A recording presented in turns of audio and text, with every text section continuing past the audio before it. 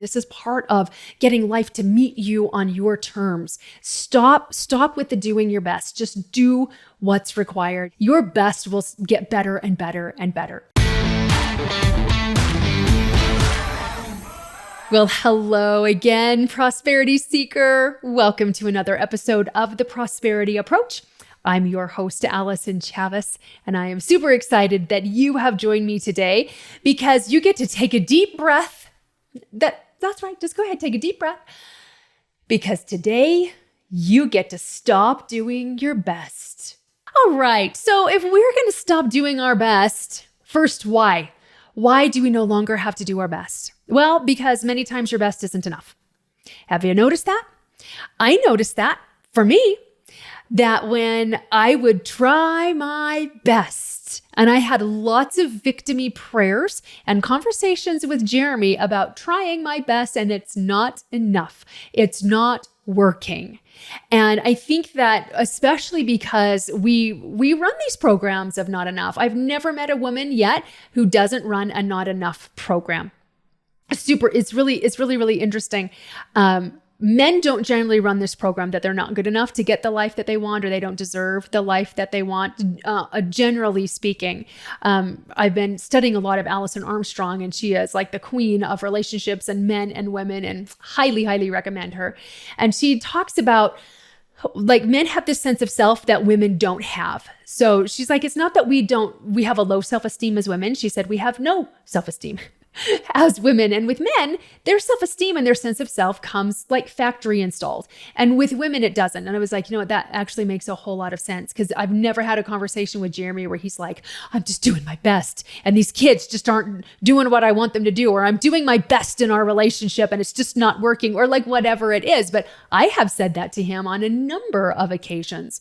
And because naturally as women, we run these programs of I'm not good enough, or I'm not worthy enough. And it's something that you can stop doing. It's definitely a program that you can stop doing, but we kind of come with no sense of self or identity, really.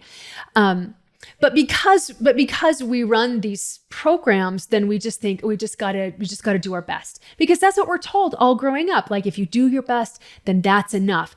But here's the thing. It was never good enough for my parents. Was it never good enough for yours too? Are you like me, like a super high achiever, probably an overachiever, probably a super overachiever back in high school days? But I remember having this conversation with my dad, and I always had a hard time with math. And I was in all of the advanced math classes, but I always thought I had a really hard time with math. And I remember in a particular math class, I worked my butt off. Like I did my best. I was going in early for tutoring. I was in tutoring groups, like peer groups in the afternoon, and I had gotten a B+. And I was actually really proud of myself because I knew I did my best. And the feedback I got from my parents was how disappointed they were that it wasn't an A, because they knew I could do better. And I was like, wait, what? That's a mixed message, because I know I did my best. So we get all of these mixed messages, probably from our parents, definitely from society, like in our own mind and our inner conflict. So we start thinking like, but our best actually isn't good enough. If I do my best and somebody else beats me, then my best wasn't good enough. And then of course we as women have to take it one step further. And now it means my best wasn't good enough. Therefore I'm not good enough, because my best is part of who I am. And then it's just this awful downward spiral.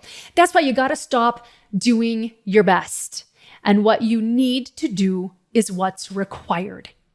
When you will just put down the impossible standard of your best, and you look at your objective and what is required for me to get this objective, then it's okay if you're not doing your best every day. You have it broken down into this is what's required. So, for example, let's talk about weight loss, all right? Because like everybody's obsessed with weight loss all the time. So if you're going to go on this weight loss program, one of the things that they tell you to do is drink a whole lot of water, right? But if you just do your best when you drink about drinking water, how often are you able to hit your water intake for the day, especially if you don't like water?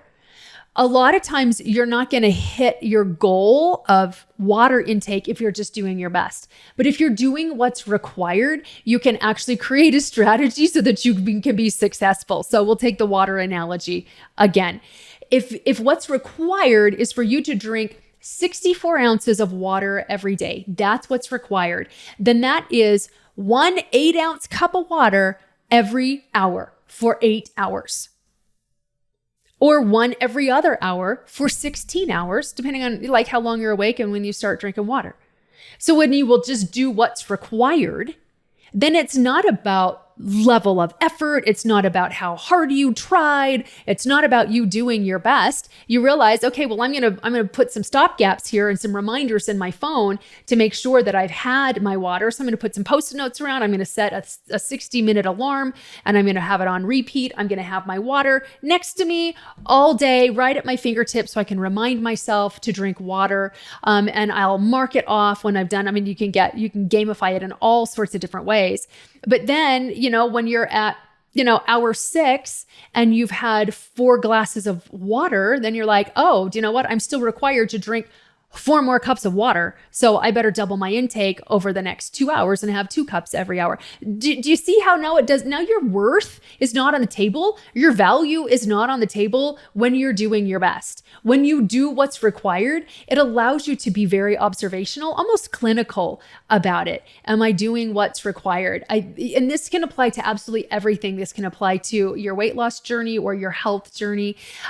This can apply to the relationships that you have with your loved ones, with your coworkers, with your boss, certainly financial goals and professional goals, and even in your relationship with God and your level of spirituality. Are you doing what's required? If you're doing your best and your relationship is falling apart, well, put the best aside and think, okay, well, what's required in order for me to have this relationship of my dreams? Well, what's required is better communication. We are lousy communicators, and we start with a regular discussion and then we end up in an argument, and I don't even know how that happens. So I need to figure out like what I'm doing to trigger him, and I need to not be afraid when I see him close off to actually notice it and talk about it. Like, why are you shutting down? Did I say something that offended you?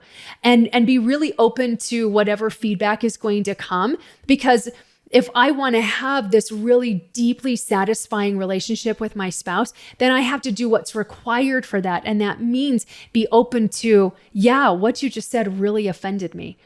Oh, okay. I didn't realize it. So what can I say different so that I get my point across, but I don't also upset you in the process, so that I'm open to feedback, and I'm open to where are my gaps. I talked a while ago about like failure is just feedback. It just shows you where the gaps are. And when you do what's required, then when you go back, if you didn't hit your goal, you can look back at, well, here are the things that were required. What did I not do that was required?